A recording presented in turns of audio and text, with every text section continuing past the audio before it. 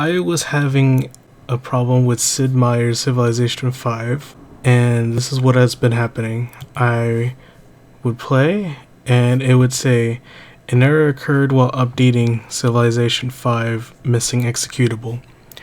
Now, I've tried reinstalling this game 4 times now.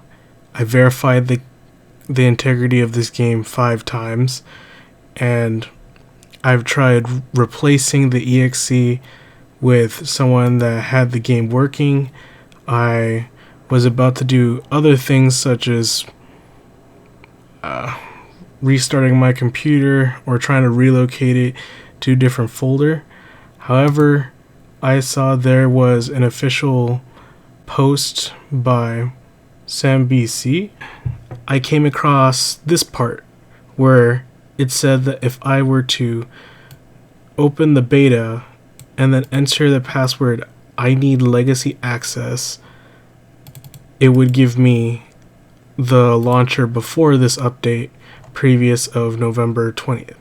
If I were to go to the Civilization 5, go to properties, then go to betas, all you have to do is go to here and then paste ineedlegacyaccess, check the code, it'll say code is correct, private beta legacy is now available.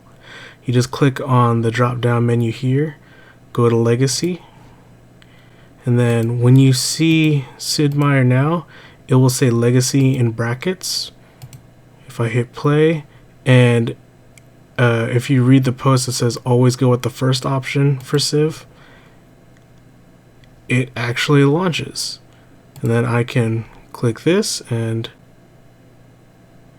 what a surprise, it works. Well, this has been Rubuka 1, and hope you found this helpful. Have fun gaming in Civilization, and yeah.